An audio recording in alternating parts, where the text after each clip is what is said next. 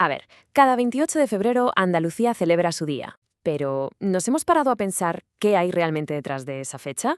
Porque no es una historia cualquiera, es la historia de cómo un pueblo entero alzó la voz para decidir su propio futuro. Bueno, pues la respuesta, que puede que sorprenda más de uno, no tiene que ver con la formación de un gobierno o algo así. Es algo mucho más de la gente, mucho más profundo. Es que lo que se celebra es justo eso, el día en que el pueblo andaluz, todo a una, dijo basta, queremos ser protagonistas, queremos tener nuestra propia voz en la construcción de esa nueva España democrática que estaban haciendo. Y para entender de verdad la fuerza que tuvo todo esto, tenemos que hacer un pequeño viaje en el tiempo. Vámonos a la transición, justo a los años después del final de la dictadura de Franco.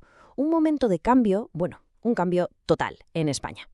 Claro, porque este sentimiento no salió de la nada. La idea de una identidad andaluza propia ya venía de lejos. Tenía unas raíces muy, muy profundas. Y gran parte de la culpa, en el buen sentido, la tuvo gente como Blas Infante, que ya a principios del siglo XX fue quien sentó las bases, ¿no? Por eso se le considera el padre de la patria andaluza. Vale, llega la democracia, se redacta la Constitución de 1978 y con ella se abre la puerta a que las regiones tengan su propio autogobierno. Pero ojo, aquí viene el lío. Se crea un sistema un tanto polémico, un sistema de dos velocidades. A ver, fijaos en la diferencia. Por un lado tenías la vía lenta, la estándar, con menos poder al principio. Y por otro, la vía rápida, la que te daba el máximo nivel de autogobierno desde el primer momento. El tema es que esta vía rápida estaba en principio reservada para las que se llamaron nacionalidades históricas, País Vasco, Cataluña y Galicia. ¿Y Andalucía qué camino iba a tomar? Pues ante esta situación, el sentimiento en la calle era clarísimo. La gente no quería ser una comunidad de segunda. Lo que se reclamaba era igualdad, el mismo trato y el mismo respeto que las demás. Y aquí es donde la cosa se pone interesante, porque lo que podría haberse quedado en un debate de políticos, en despachos y pasillos, saltó a la calle. Y no de cualquier manera, se convirtió en un auténtico clamor popular. El momento clave fue el 4 de diciembre de 1977. Ese día la respuesta de la gente fue sencillamente masiva, una auténtica demostración de fuerza popular que nadie se esperaba.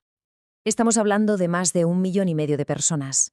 1,5 millones de andaluces que llenaron las calles de las 8 provincias. Fue, de hecho, una de las manifestaciones más grandes de la historia de España. Imaginad la imagen. Era, como se dijo entonces, un grito masivo y democrático por la igualdad y el autogobierno. El objetivo no podía estar más claro: conseguir la autonomía por la vía rápida, por el famoso artículo 151, para estar en pie de igualdad, ni más ni menos.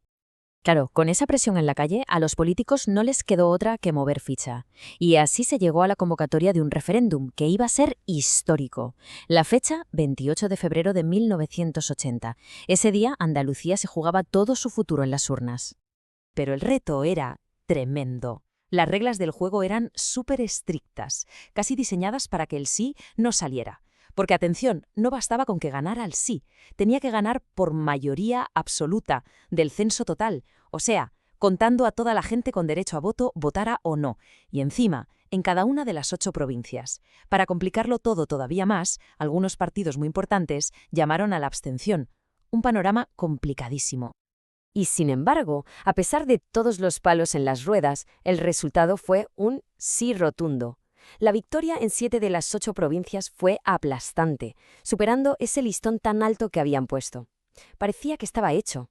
Parecía, pero no, porque en una provincia, en Almería, la cosa no salió según el guión, y ese resultado iba a provocar un giro dramático que lo cambiaría absolutamente todo. A ver, ¿cuál era el problema exactamente? Pues que en Almería, aunque el sí ganó de calle entre la gente que fue a votar, por muy poquito no se llegó a ese famoso 50% del censo total. Y según la ley, ese fallo técnico, ese tecnicismo, significaba que todo el proceso se tenía que parar en seco. O sea que, legalmente, sobre el papel, la cosa había fracasado. Fin de la historia. Pero en la política y en la calle, la historia estaba muy, pero que muy lejos de haber terminado.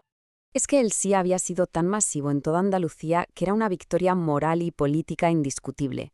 La voluntad de la gente era tan evidente que el gobierno central, que no quería esta vía rápida, simplemente ya no podía mirar para otro lado. Así que hubo que buscar una salida política. Y la encontraron, El Parlamento español tuvo que aprobar una ley orgánica, una ley especial, solo para desbloquear la situación de Almería y permitir que Andalucía siguiera adelante por la vía del 151. Al final, la voz del pueblo pesó más que la letra pequeña de la ley. Y a partir de ahí, todo se aceleró. Fijaos en la secuencia. En 1977, las manifestaciones masivas. En 1980, el referéndum del 28 de febrero. Solo un año después, en el 81, se aprueba el Estatuto de Autonomía. Y en el 82, Andalucía ya celebraba sus primeras elecciones a su propio Parlamento. En apenas 5 años, esa igualdad que pedían se había hecho realidad. Por todo esto, el 28 de febrero no es un día festivo cualquiera, es mucho más. Es la celebración del poder de la gente, de la democracia en acción. Es el día en que el pueblo andaluz decidió, por sí mismo y en las urnas, cuál quería que fuera su destino. Y la verdad es que la historia de Andalucía nos deja una reflexión final, una pregunta muy potente. ¿Qué tiene que pasar para que la voluntad popular sea capaz de superar la letra estricta de una ley? Es una lección increíble sobre cómo una voz unida, una voz colectiva, puede llegar a rediseñar el futuro.